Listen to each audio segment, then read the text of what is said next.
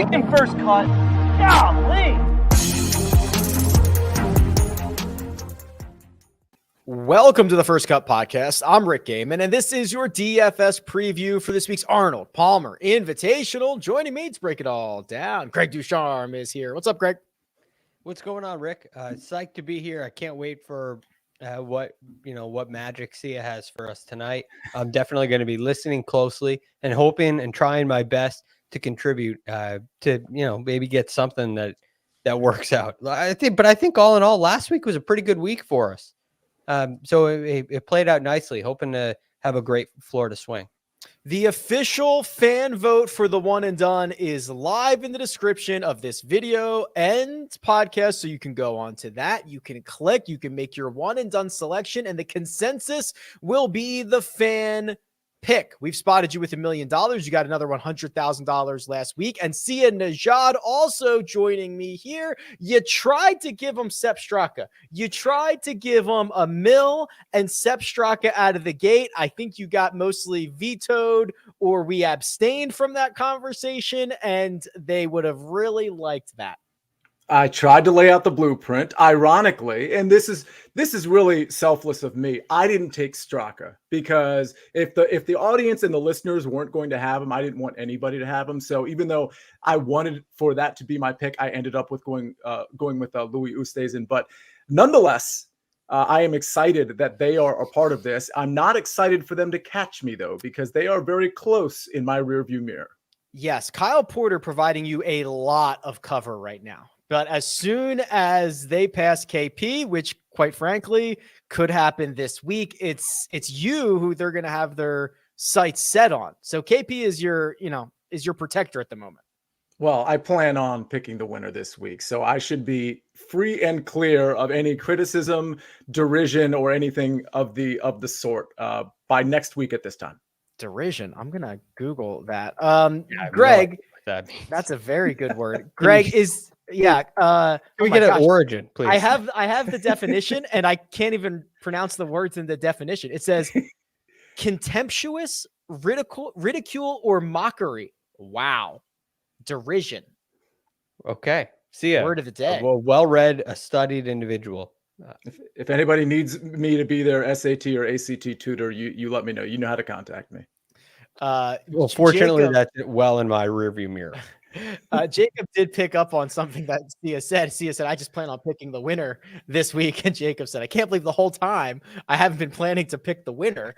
That's it's like when Happy Gilmore finally just holes out from, 307 yards. He's like, that's a whole lot easier than putting is. I should just do that every time.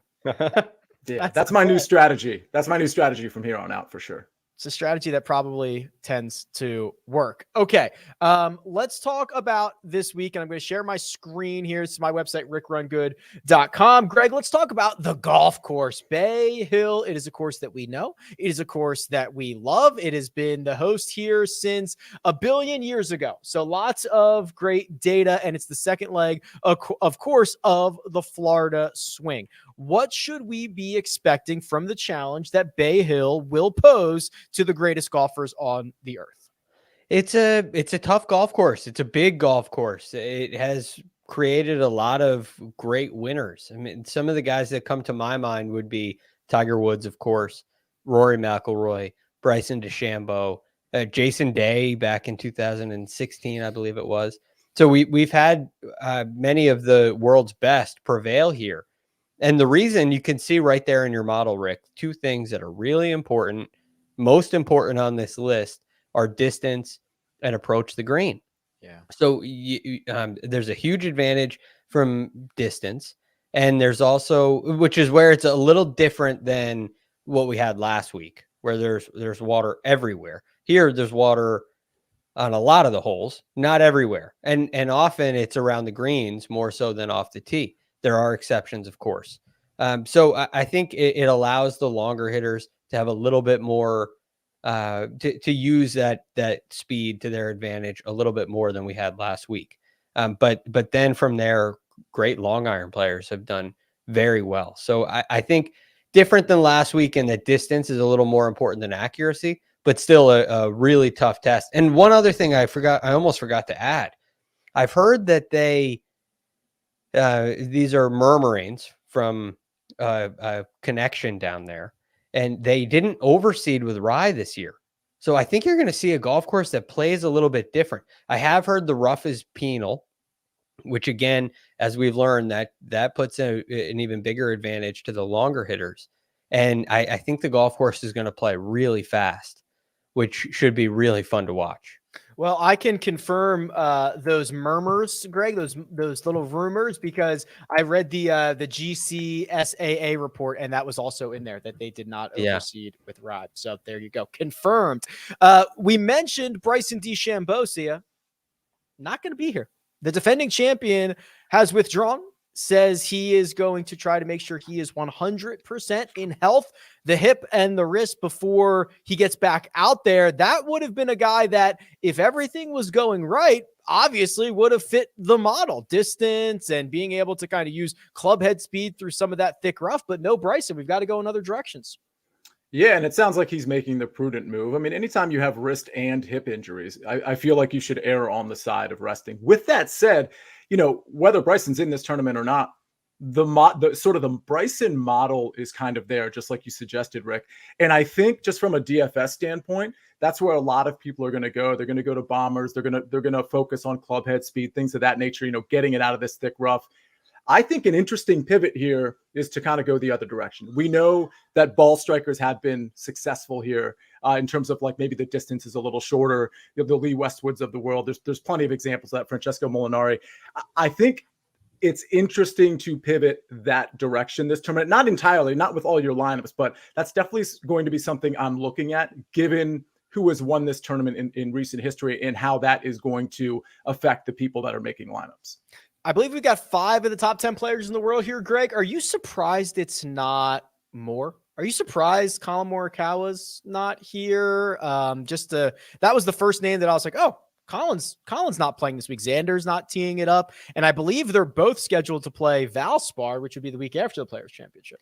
It's a unique time in the schedule. Valspar's definitely picked up a little momentum through the years, and it's become a great event. And so basically, with the Florida swing coming right off the West Coast swing, it leaves you with some tough decisions to make. So I understand that from that perspective. But even though there's some missing at the top, there's still a really deep field. I mean, going through this from a DFS perspective, and there are a ton of great options all the way down in the 7K range, in the low end of the 7K range. So it's not a top heavy field like we had at Riviera. I mean, that was a top heavy and deep. That was just an all around good field.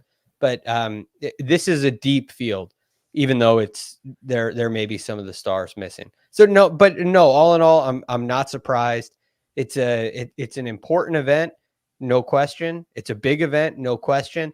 It's just this is a time of the year where you got to make some decisions, and unfortunately, every once in a while, this gets left off your schedule. Fair enough. It's a deep field. It's a good field. Let's jump into it. But first, we're going to take a quick break and hear a word from our partners. My name is Travis. I am the founder of Uber. And contrary to what you might have read, I am not a monster.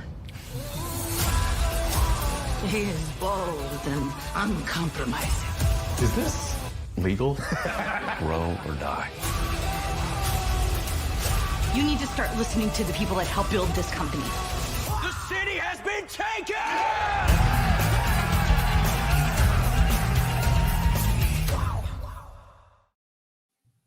And we're back. The $10,000 range. John Rahm at the top, 11,400. Rory McIlroy, 11,100. Victor Hovland, 10,800.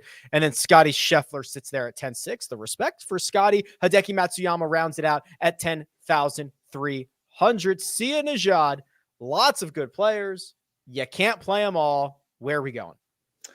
This is really tough, and it always is sort of in this range. There's 2 guys I really like, and because of the value that you're going to see, and Greg really pointed it out just a second ago, the value that you're going to see in that low 7K range, assuming it comes to fruition in terms of actually being value, I think it allows you to pay up for guys like John Rahm and Rory McIlroy, who happen to be my 2 favorite in this range. I like them all. I think Hideki Matsuyama is a very close third to those guys in terms of value when you consider price and things of that nature. But I think Rahm is kind of due. Not that he's in some terrible slump, but I definitely think Rahm is due. And I obviously love Rory's history, and I also like the way he's been hitting it. So those are my two favorite. I don't mind paying up for them.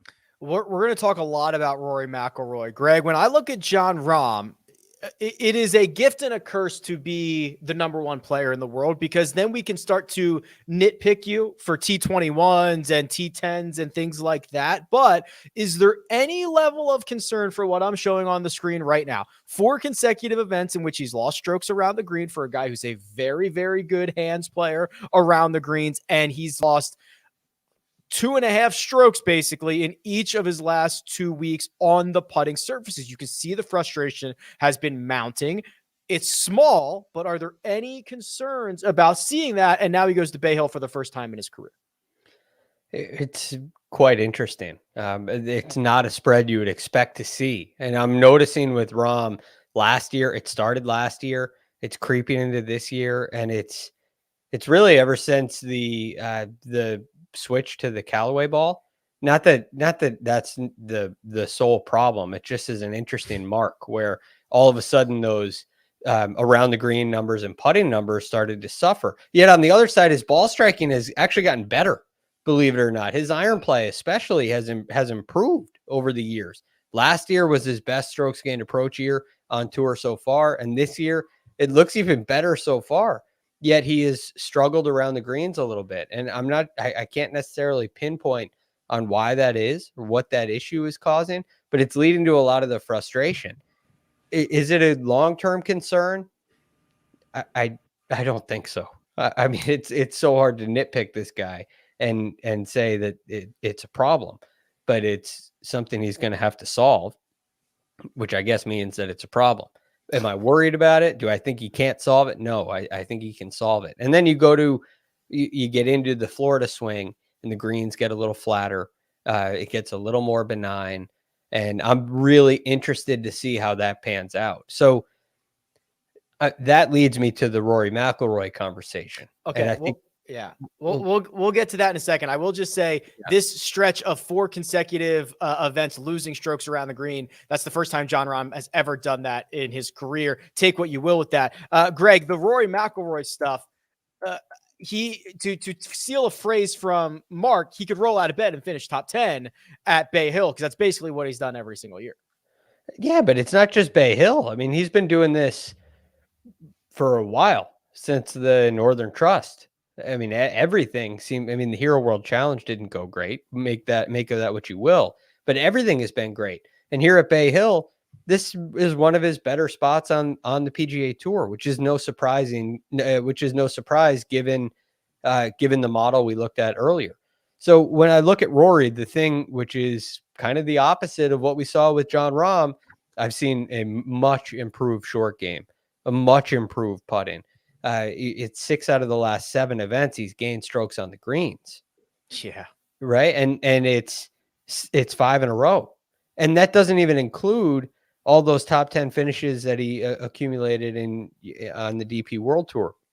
So I'm extremely optimistic with Rory McIlroy, and I feel like we have a really big year coming. And he's hitting the ball nicely. His iron play still seems to be a weakness, although he's a great long iron player, which I think bodes well for him here this week. So I am kind of all systems go on Rory, and you're starting to see the guy that we saw before the COVID break, where every single week he's in contention. Every single week he has a chance to win. And I think with that improvement on the greens, the improved putting, you're going to see him break through. You're going to see him win. And this is a great venue for him. So I'm extremely excited for Rory, and he's definitely my top play in this range. Love Rory. Let me try to quantify this a little bit more, Sia, because Rory McIlroy plays good golf a lot of places. So it's kind of hard to quantify how much better he is here at Bay Hill than other places. So here's what I've done. I looked at what Rory's done at Bay Hill. He's played 28 rounds. He's gaining about it's exactly 2.41 strokes per round. Okay.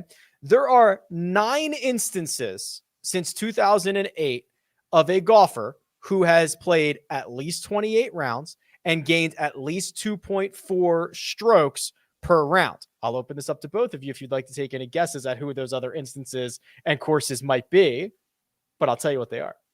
So, well, there's definitely Tiger Woods. No. No Tiger. No, because it's since 2008 and he doesn't have probably enough rounds at a lot of these places to make it happen. Okay, that's quite interesting.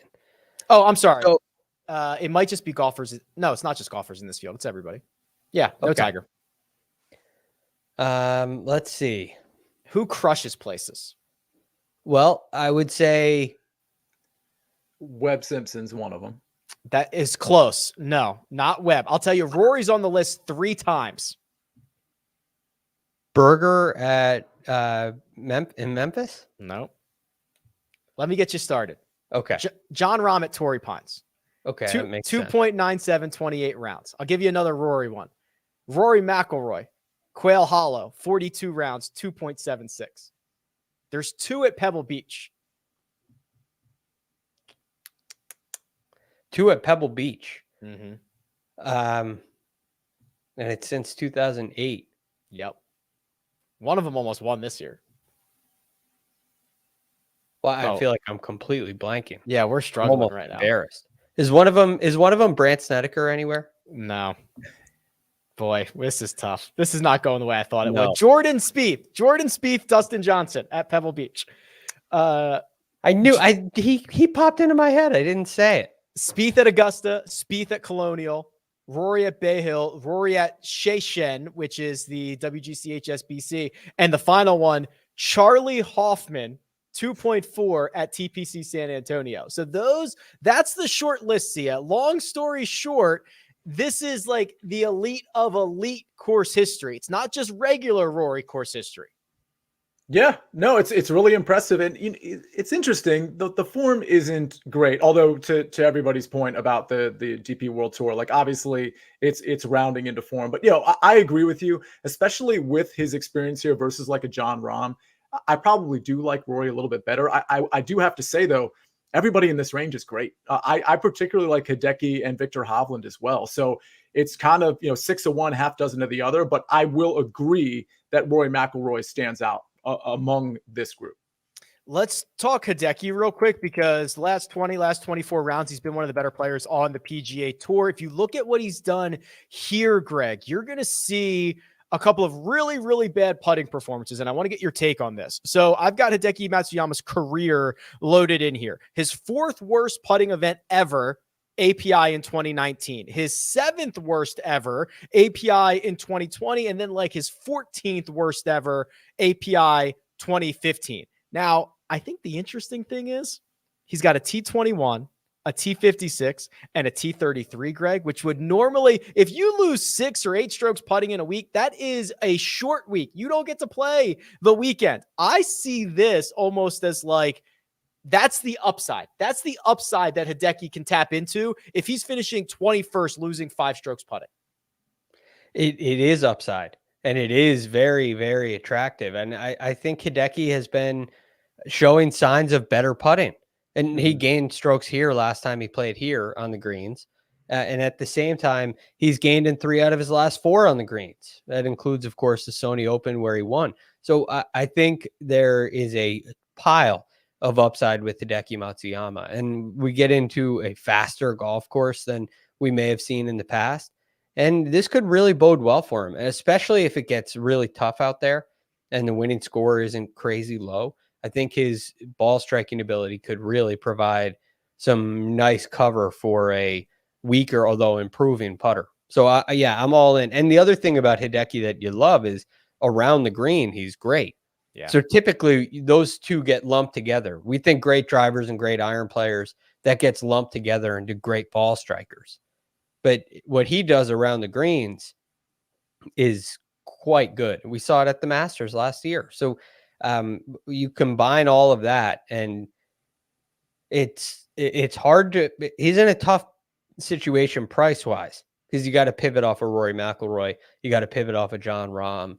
I think Scheffler and Hovland are easier to pivot off of, but I would rank it in this range of McIlroy, Rahm, Matsuyama, and then probably Scheffler, and then Hovland would be my ranking. Yeah, I'm probably in a similar boat. I think Rory and Hideki are a little bit more appealing just from a salary perspective. Sia, as much as I like Victor and Scotty, I think it's going to be harder to get to them based on you can pay a little bit more for Rory McIlroy or you could pay a little bit less for Hideki. Those two are probably the under-owned in the group. Yeah, I mean, I definitely think Hovland and Scheffler are probably the under-owned out of the five. For whatever it's worth, if you wanted to throw Hideki in with Rory, it leaves you with 7,150. So what that really means is you really got to go down to that 6K range, kind of deep into it. Pick a guy you like. Keep in mind, it's 120 players here. So you're going to have more than 50% of the people actually make the cut, well over that potentially. So if you can find the right 6K, and I'm not saying you need to stack those two. What I'm saying is you can potentially grab a couple guys in this elite range and then, throw in a guy that, we'll talk about the 6K range that's, let's say 6,400 or so. And then all of a sudden you've got some room to work with some upside guys that have proven themselves in the low 7K range. The optimal lineup last week had 3 golfers that were $7,500 or cheaper, except Straka obviously won $7,400. Kurt Kitayama, $6,400 was in the optimal. Chris Kirk rounded out the third guy of the optimal, $7,500. Shane Lowry, Daniel Berger, Gary Woodland were the other 3. Okay, Greg, start us off here in this $9,000 range. Very small, very powerful. Sung Jae Im, Will Zalatoris, Terrell Hatton, Matt Fitzpatrick, Mark Leishman, Adam Scott. I think it is worth noting there is a $500 gap between Sung Jae and Zalatoris. You don't often see that, but who do we start to pluck out of this range? Well, the interesting thing about Sung Jae, which is why that price gap is so interesting, his iron play has been on the weaker side. It hasn't been great for him. And so it's not because he missed the cut last week, but there's a little bit of a trend. It does seem to be every other week he performs with the irons, but it's not as consistent as we've seen in the past. So I'm willing to pay down here, avoid him, and go down to somebody like a Tyrrell Hatton, who to me has, again, it's kind of like a Shane Lowry situation last week where you haven't seen a lot of him on the PGA Tour, but he's played well on the DP World Tour. And for Hatton, since the Houston Open where he missed the cut, now we're entering into the 2020, I guess it's just before the 2022 season. You have a T16 at the DP World Tour Championship, then we'll skip the Hero World Challenge, tied 6th in Abu Dhabi, the Dubai Desert Classic tied 4th, and tied 28th at the Saudi International. I think this is a player who's in really good form. He's a past champion here. He plays tough golf courses pretty well. And even aside from his win, you have a tied 4th finish, you have a tied 21st, a tied 29th, and he's never missed the cut here. So I think Tyrrell Hatton, to me, is extremely appealing at 9,300. Quick, I have so many questions. I love this range. It's so fascinating. Sia, from a DFS perspective, Sung Jae Im was about 23% owned. He was very, very popular. And of course he misses the cut, which can upset some people, I've heard on Twitter. But are you willing to forgive and forget, considering the back-to-back third place finishes in 19 and 20 and a 21st in 2021? He's been one of the better fantasy producers at this event in the last 4 years. Are you willing to go back to Sung Jae? And part 2, is the industry willing to go back to Sung Jae? It's a great question. With what we have in the 9K range and the lower 10K range, I think people will end up coming off of Sung Jae. So I think it's going to be, his rostership is going to be a few percentage points less than people think because of that, because of the Tyrrell Hattons of the world or some of these other guys in the, let's say Will Zalatoris. I think he's going to be pretty popular. I know Matt Fitzpatrick and maybe Leishman are going to be popular. Then of course you've got Hideki, right up there above Sung Jae. So yeah, I think he's probably worth playing. I don't really read too much into last weekend. I mean, his Thursday was awful. His Friday really wasn't that bad. Overall, he had a couple really bad holes. The approach game does concern me a little bit, but I think if the rostership is right and it's low enough, I think it's a pretty good guy to go back to. For the record, if you wanted to make a team of guys that burned you last week, Sung Jae Im is going to headline that team. Aaron Wise, Tommy Fleetwood, Hudson Swafford, Patrick Weed, and Matt Wolff, with plenty of money left over. Do I like any of those guys? No. But if you wanted to make an "Oh, are you serious" team, you really burned me last week.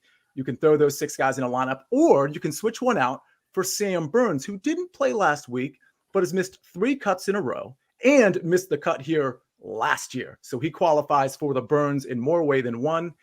There you go. That's your all burned team, headlined by Sungjae Im and potentially Sam Burns. Sam crash and burns the last couple of weeks, 3 straight missed cuts. Okay, see, I kind of teed you up there on Sungjae. Is there someone that you like better? Is there someone that you're also interested in this 9K range that we could potentially plug in? Yeah, Will Zalatoris is likely to be a popular guy. I think that's pretty good value at 9,400. Everything is rolling for him, other than, I shouldn't have used that word, right? Other than the putter. Everything is really, really rolling for him. So, not super accurate off the tee. I don't know that he's finding a ton of fairways relative to the rest of the guys in this field. He did finish 10th here last year, striking the ball really well. So Will Zalatoris is one guy. I'll bring up 2 more. I think Fitzpatrick is interesting. I may end up pivoting off of him if he just becomes really popular, because he's going to be good here most likely. I'll tell you, if you're looking at the long irons lately, last 24 rounds, it's not amazing, but those 24 rounds do go back a ways. So I just want to point that out for anybody that's doing some modeling. Don't move on from Matty Fitzpatrick for a second. Yeah. Okay, because we got to talk about this. This is the guy who's going to win the golf tournament, right? Like this is the guy. No, it probably won't. He'll probably finish second. He'll finish second to Rory, but I cannot stop looking at Matty Fitzpatrick. Let me give you a couple of reasons. Number one, he's just very good at golf. And when you start to look at the places that he finishes highly, T10 at Phoenix, T6 at Pebble Beach, throw that one out the window. But you go back to last year, T5 at Genesis, T11 at the Workday, T10 at this event, T9 at the Players. I mean, these are like when the strength of field is above average on the PGA Tour. Matt Fitzpatrick on the first page of the leaderboard. Very good driver of the golf ball, has only lost strokes off the tee once since the Genesis, or twice since the Genesis last year. Each of those times, it's been less than a half a stroke. And oh, by the way, if all of that wasn't enough, he's been awesome here. So I think he's got three top 10s in a row, including a second. There you go. So like he probably won't win, but he's like got to be a lock for the top 10. So let me ask you this though, because if Matt Fitzpatrick has, let's say, 19 to 20% rostership, and Mark Leishman has 14%.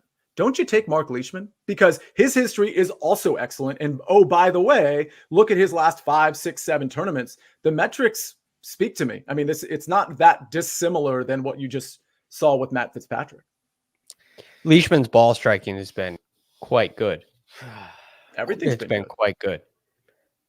And he's a great putter. Well, I mean, those guys are it's hard to decipher between those two, Sia. So I think I just never get Leishman right. I've never gotten Leishman right. I've never gotten him right.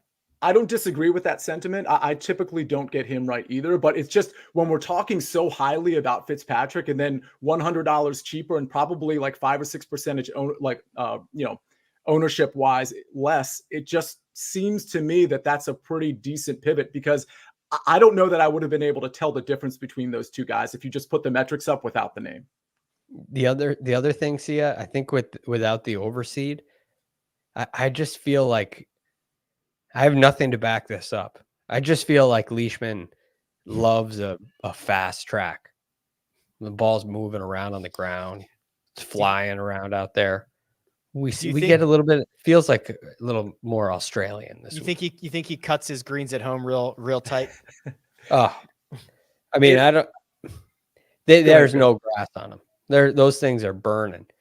He's probably got, it's very, very interesting. But I think all 3 of those guys, I'd throw Hatton into it too, because we haven't seen him here, but he's won here. Hatton, Fitzpatrick, and Leishman. It's really hard to make a choice between those 3 for me. Can I just plug watching us on YouTube? Because Rick, you are just rifling through all these different metrics and charts and rounds. Like if you're listening to the podcast, great. It's a good podcast, I think. But like if you're watching us on YouTube, you're really getting hit like, 2 times over with a lot of stuff that you can see along with, hearing us talk about. I like it because it's, we're still early in the week here. So I'm still very much in the research process myself. So when it's like, oh, what about Mark Leishman? I'm like, oh, let me just compare him to Fitzpatrick. Like I'm doing this for myself as well. And it just happens to be sharing my screen that everybody else can see. So it's nice. It does remind me a lot of how I kind of do my research and prepare. Rifling through guys. What have they done? What have they done recently? What have they done here? What have they done recently? What have they done here? Yeah. And then you take all these little nuggets, and then by Wednesday night, you've got it all figured out. Yeah. You've got the winning lineup. If Adam Scott wears that tan sweater 4 more days in a row, are we going to have an intervention? He's trying to help us out. It's not a fair fight if he dresses well too.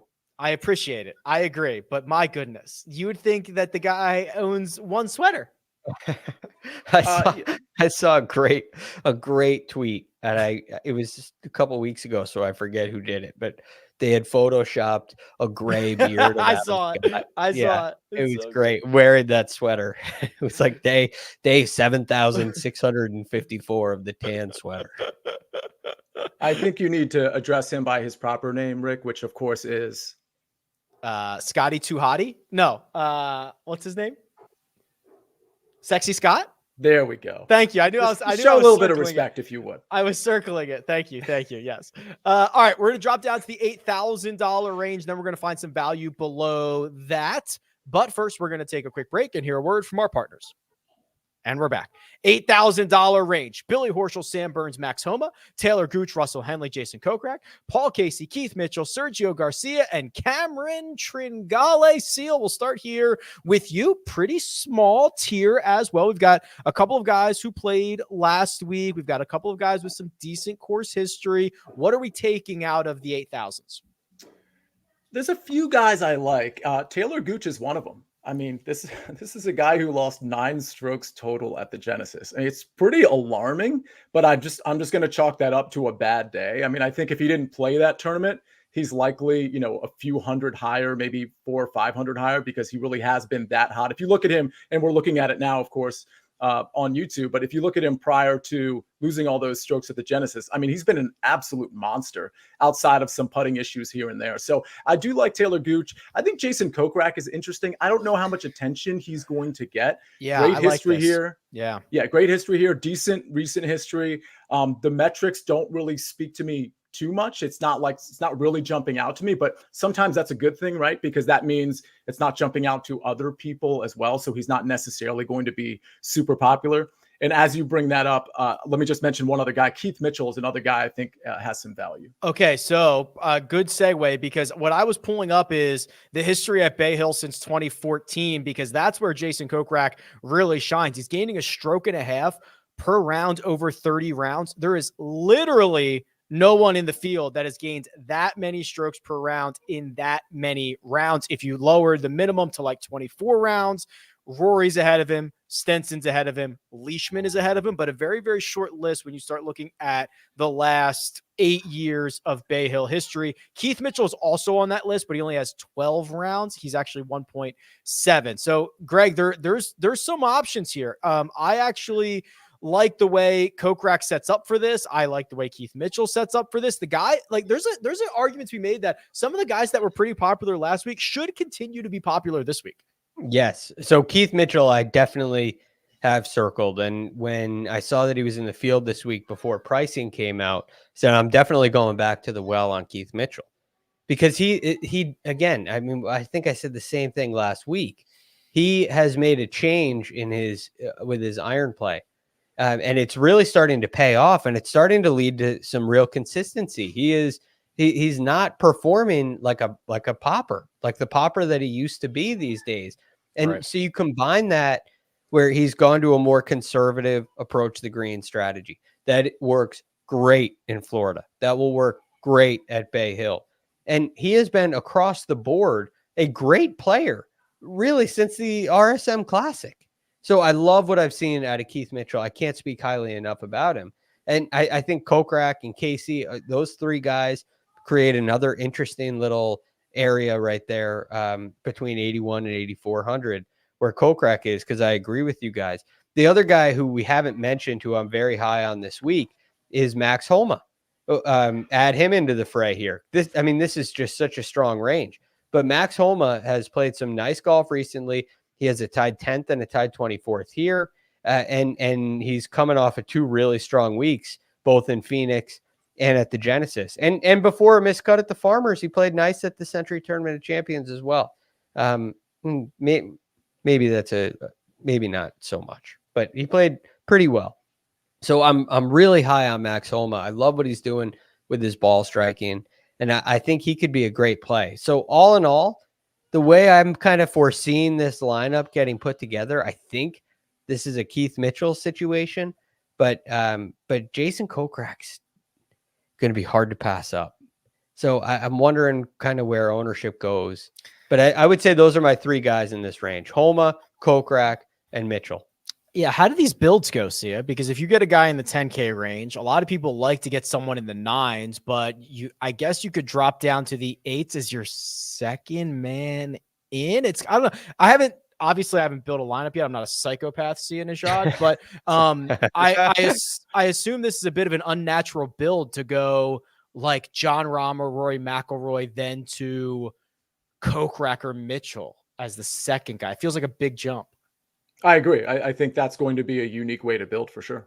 But then that also can keep you out of the 6K range.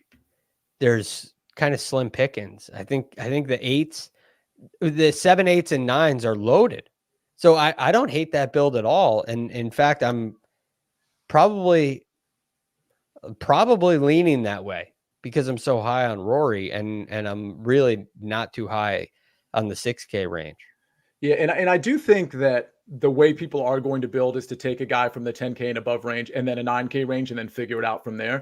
Right. And so I think if you end up to your point, Rick, if you end up skipping that 9K range, like, yeah, you're going to be unique, but I'm not 100% sure that the gap is huge between like your Tyrrell Hattons or even your Matt Fitzpatricks of the world and some of these up and coming guys in the 8K range that we've talked about. Interesting. Okay. I'm gonna have to mess around with lineups. It seems like that the 8K range and the 9K range, there's a lot of similarities, and which is attractive. It's attractive to jump down into this range. So these guys from the 9K through the 8K, they check a lot of boxes: recent form, course history, stats. There is a lot to choose from in that area. Anything else out of this $8,000 range before I move on? Yes. Do I actually look like Cameron Tringale? Because I heard somebody say that on your show the other day. Right? You know what? I think I do. It's crazy. It was very, it was a very specific photo of Cameron Tringale, wasn't it? Wasn't it? Was it his PGA Tour photo? I think it's his DraftKings photo. Oh, his draft. Oh, I don't have his DraftKings photo handy because, but this is his photo on his PGA Tour page.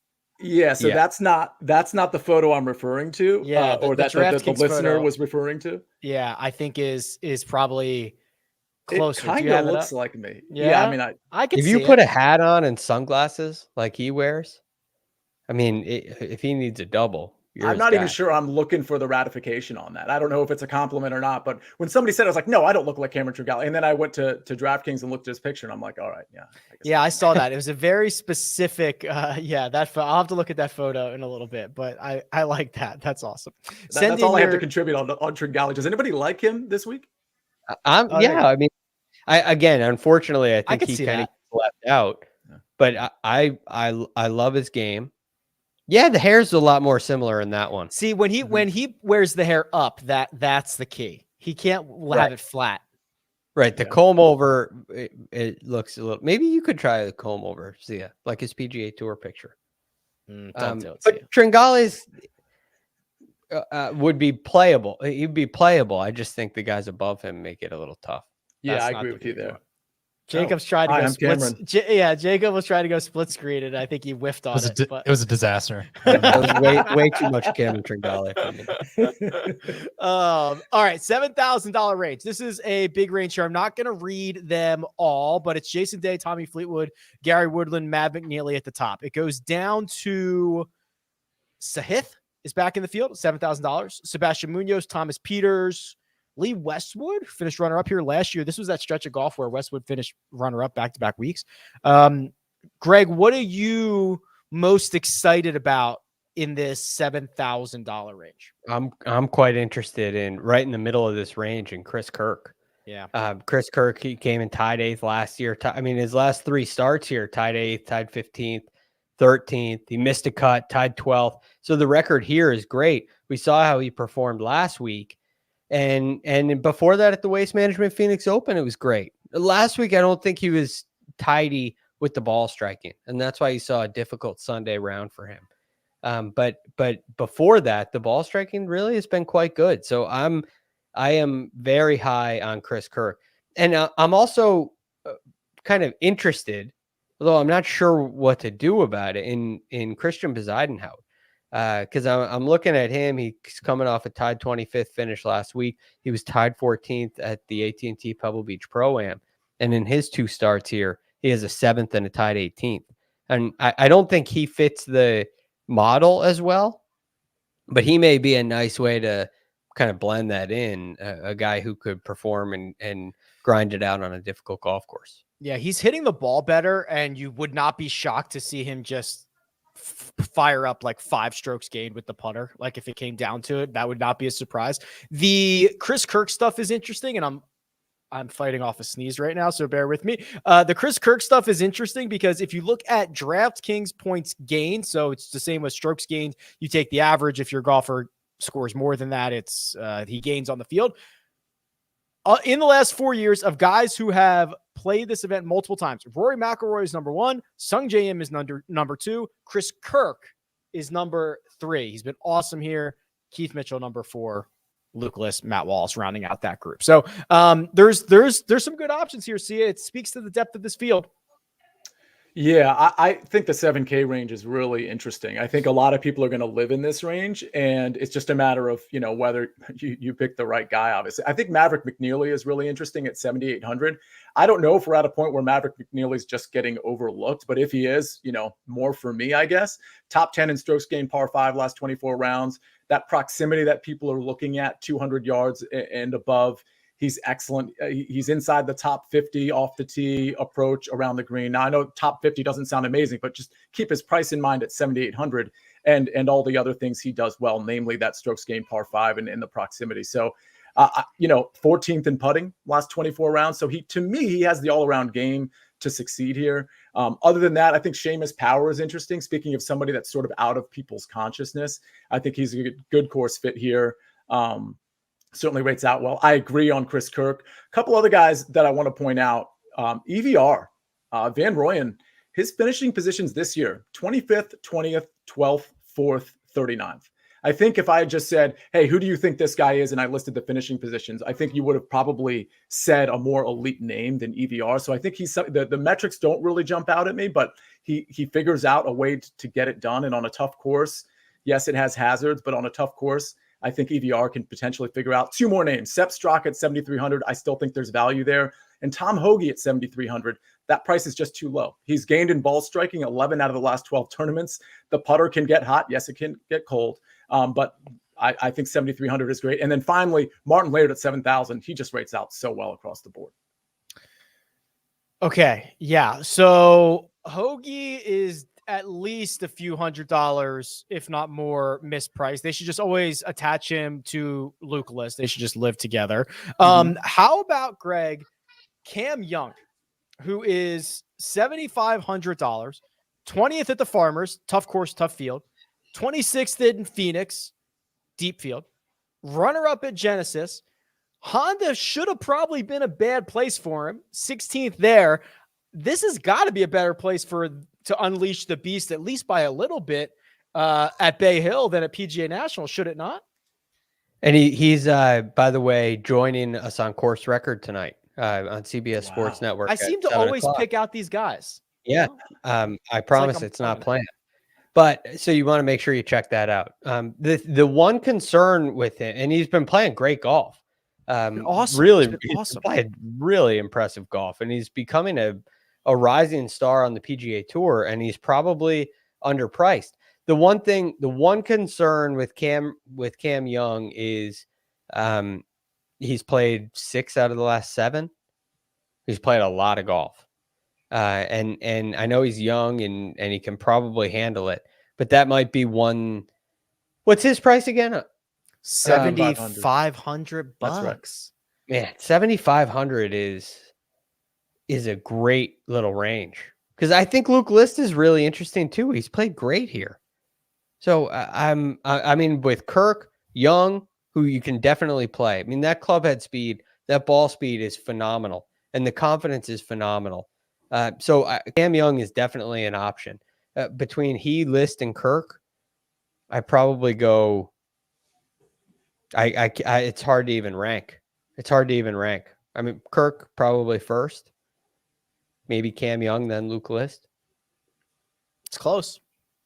It's close. So that's a good price range right there. The 7,500, I think I think you could play 2 of them, and it'd really help your build. Yeah, I mean, you can definitely grab as many of these guys as you want, right? See, I mean, it's just like this is the range where you see a lot of optimals have 2 guys in this price range. Sometimes they have 3 guys in this price range. It tends to be not that the guys from the 6,000 can't win, but this is kind of the last gasp of guys with like legitimate winning upside most weeks, and they have to live here, and they're priced in a way where you can get multiple of them.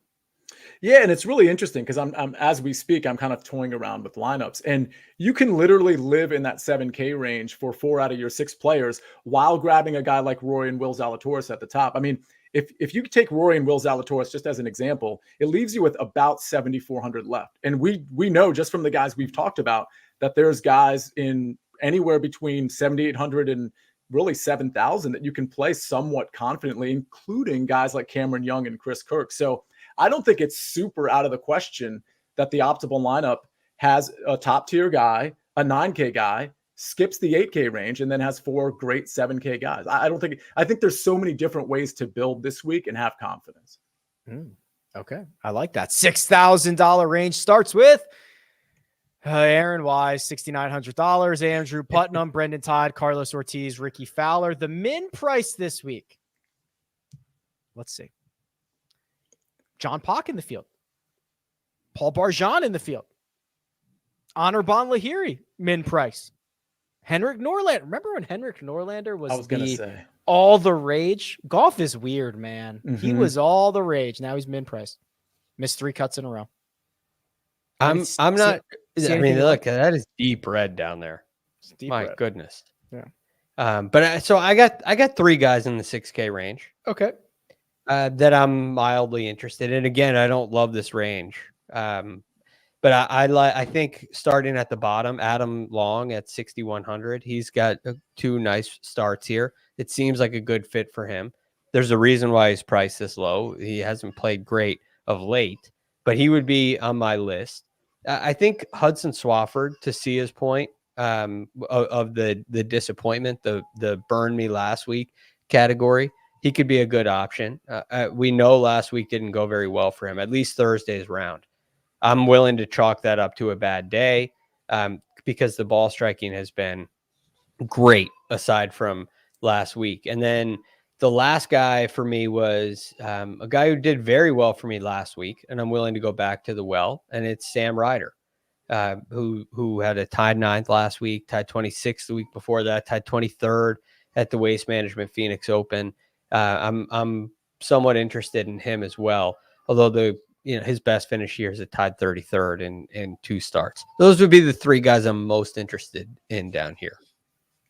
Yeah, Sam's been good. 3 straight top 26s. These are all, well, Genesis was obviously deep field. Phoenix was obviously a deep field. So that's pretty exciting stuff. He's starting to turn the page a little bit. Sia, the $6,000 range, does it offer you anything worth noting? Yeah, I think there's 3 guys I like as well. couple of them we saw a lot of last week, and frankly, one of them has really been great all around. It's Lee Hodges. If you just look at the last few tournaments, and I know that's a small sample size, but he hasn't exactly been around for a significant period of time. Not only has he appeared to change the putter around because it was pretty bad prior to this calendar year, but the ball striking is excellent. The around the green game is excellent. I think he is a guy that, I always say it every episode, that is sort of on the rise. And I think we're still catching him early if we play him. As long as he doesn't try to putt out of a bunker, right? That was him who tried to putt out of a bunker, goes over the green into the water, which has to be one of the rarest occasions to pull out your putter in a bunker and then have that shot go in the water. It's hysterical. I mean, you don't like laughing at anybody, but that was crazy. And I guess so. That's not what was he thinking? What was he thinking? That was, and he didn't even putt it out, Greg. He took sand. He chipped it out with his putter. I've never seen anything like it. Yeah, I guess the thought is you see this occasionally at the Open Championship. I mean, honestly, the thought is if I hit a wedge, it's going to go in the water here. So it's just it's a strange idea. I'll leave it at that. Sorry, Sia. Does that count as it counts as his strokes gained around the green, right? I was gonna say, which will, ironically, over the last 4 rounds, he's not bad around the green. In fact, he's actually really good. So I don't really understand what the motivation was to put a putter in his hand. So he's in that moment. He's not pulling out RickRunGood.com on his phone saying, "I'm really good around the greens. Let's go with the wedge." Well, maybe he didn't like that situation. I promise you that. I would have loved the conversation to have gotten to that point where they were like, "Just there it is. Jacob has it here. Can we play it?" Oh boy, that's amazing. He ramped it up. I mean, it bounced 2 or 3 times in the bunker, hit the front lip. Oh, goodbye. I think he thought it was going to take like a high hop out of the bunker or something. Like he could ramp it up like a half pipe. No, you know what? He was deeper in the bunker than I remember there too. Here's the contact. Yeah. Just that. I wouldn't think. Hey, Singer, we're gonna get dinged on that one. So watch how much of a divot he takes here. I mean, that's solid contact. Yeah, that's a bizarre decision. All right. So the other 2 guys I like, another guy that was sort of, doing really well, just can't seem to get the putter together, is Adam Svensson. The ball striking has been great. Yeah, I am worried about the putter, but if he putts even, he doesn't have to be a 0 putter, even if he's, loses 2 strokes instead of 4.6 or, like he did last week. I think if you consider the around the green game and the ball striking, I think Svensson is a really good option. Rick, did you have something on him? He led the field tee to green last week. I mean, that's amazing. So again, this is a guy that's in, deep in the 6K range. You're looking for upside. Is he going to continue? I'm not really sure, but it was pretty impressive. And that's not his only impressive tournament as of late. So the last guy, so this guy really had a bad weekend. But I think he's a good golfer. He continues to make cuts. Obviously, it's very easy to have a bad weekend at the Honda, so it's not a huge concern of mine. I don't think he's going to be popular at all, particularly because he's in the 6K range, but he has been a somewhat popular guy. It might sound crazy, and it ain't no lie. Baby Rye. So that's my last guy in the 6K range. Yeah, I like him too. He's interesting. I mean, he seems like a very good fit. Yeah, he's been he hasn't been as good recently, but he's been a good ball striker here in this start of the 2022 season. Svensson, I said the Svensson Nugget. He led the field in strokes gained tee to green. The only other guy that I thought was interesting was Patton Kizzire. He's kind of a popper, putts really well on Bermuda. I think he can figure it out, but I do not like the $6,000 range. Kizzire will be featured, Rick, in my all API team. Now there are 8 guys that in their first and last name have either have all of an A, P, and an I in their name. Patton Kizzire, of course, is one. Matt Fitzpatrick, Thomas Peters, Ian Poulter, Patrick Rogers, Michael Thompson, Taylor Pendrith, and Peter Malnati. So if you want to make an all API team, those are the 8 guys you can include. I'm starting to think Sia has too much time on his hands. Starting to? Yeah. And by the way, while I'm on this subject of having too much time on my hands, Rick, I was listening to your Wednesday show, 300 Yards to Unknown, somebody asked you, after they mentioned that I look like Cameron Tringale, thank you, I think. They asked you what music you listen to. And speaking of NSYNC, who I just referenced, for those of you that don't know or pretend not to know, because you all know, let's be honest. You said to the question, what music do you listen to? I don't listen to music. How is that possible? I don't listen to music. I don't. I have a confession. I don't really listen to music either. Yeah, there we go. It. I don't listen to it. I hardly ever listen to it. Well, can you hearken back to a day where you did listen to music? And if so, what would be that type of music or that band or singer that you would buy their CD back in the day or illegally download their MP3 or whatever it was? I might have never bought a CD before. Well, you're also younger than me. So, I mean, no, I'm just saying, like, I've never bought, like, I just have never been like, let's go, like, I need to listen to this music. I need to get this new album. I need to do whatever. Like, I mean, I knew like The Wall existed and I could walk into The Wall and I could get a CD or a cassette or whatever, but I just never, it has never been a big part of my life, music. No, me neither. I think, well, growing up, my friends' families loved Bruce Springsteen, and I still do. Sure. I love the boss. So he's great. My wife loves Taylor Swift. I love Taylor Swift as well. Love Taylor Swift. The new stuff is fantastic. So it's so catchy. So I love that. The first CD I ever owned was, this is embarrassing. I mean, these are back in the Isofire 7-Eleven days. Okay. It was the Baja Men, Who Let the Dogs Out. Yeah.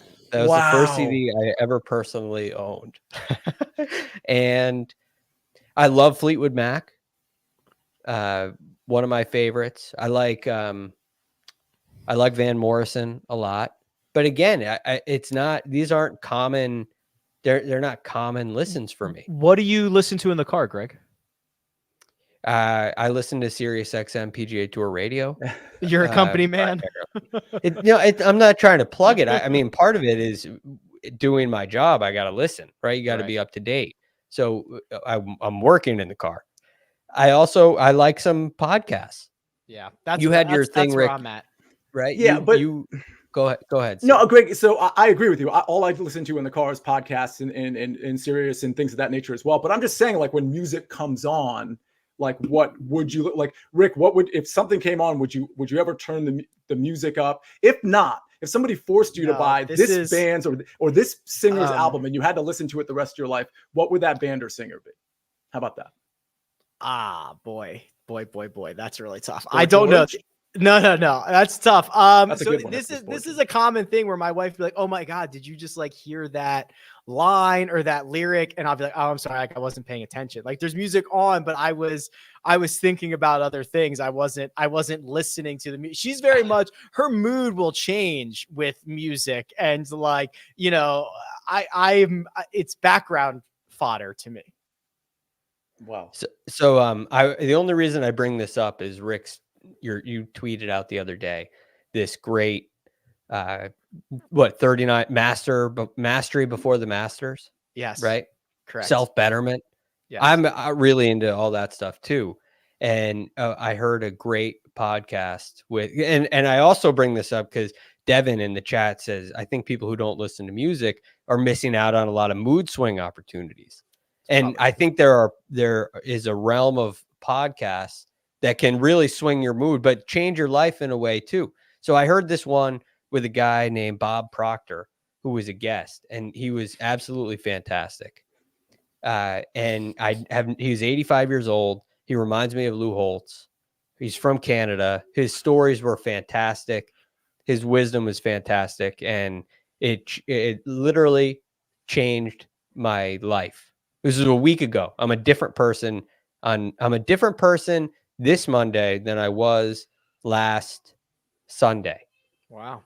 Well, Greg, Greg, real quick, I will listen to that, but here I am trying to engage in a musical conversation, and you punctuate it with Bob Proctor, the 85-year-old Canadian, talking about what was it? absolutely brilliant. He was a big factor in The Secret. Okay, so what he does is he coaches people, and his company coaches people to get what they want in life, out of life, right? So you fulfill your life through. It sounds crazy, but basically the whole world operates on a law of vibration, and every single thing in the world is moving at all times. Even this table, the camera we're looking at, they all move. And so these vibrations are actually, they're real, and there are different frequencies. So when you get on to negative frequencies, you attract negative things. When you get onto positive frequencies, you attract positive things. So an idea, what you think about in your mind, an idea is a frequency. And when you're on the same frequency as these ideas, you have them, you write them down, you say, hey, I want to have $1 million. If you can picture in your mind that you have $1 million already, you're emotionally engaged. So you have it emotionally, you have it spiritually, and it's only a matter of time before you have it physically. And it sounds crazy. Is this a form of manifesting things? Like didn't Yes. Jim Carrey, like, cut himself a check and date it 10 years in advance for like $10 million? The stories are endless, and they're real, and it's brilliant stuff. So it can kind of blow your mind. It feels like something that's taboo, but it only feels taboo because we don't understand it. And so I think it's something that I've started to study a little bit more, get more involved in. And I have always heard of this, and I've always been interested in it, but nobody has ever really connected with me the way Bob Proctor did. So I'm sorry to bring up the 85-year-old Canadian. Sorry to go on this this little tirade here, but now everybody thinks I'm crazy, but it works, and I highly recommend listening. Well, you might change some lives, Greg. So it's definitely definitely worth it. Definitely worth it. Anything else before we get out of here? At this point, anything is on the table. It appears that Bob Proctor has recently passed away, so I guess we should Did put you know that, there. Greg? No, did that really happen? 3 weeks ago, 4 weeks ago. Yeah. I think it was actually during your 10-minute soliloquy just moments ago. Well, that is devastating. The world has lost a special man, but what he's done and accomplished lives on. He said in this podcast I listened to, if today was my last day, I'd be doing exactly what I'm doing now. There you go. Just helping people. That's awesome. So may he rest in peace.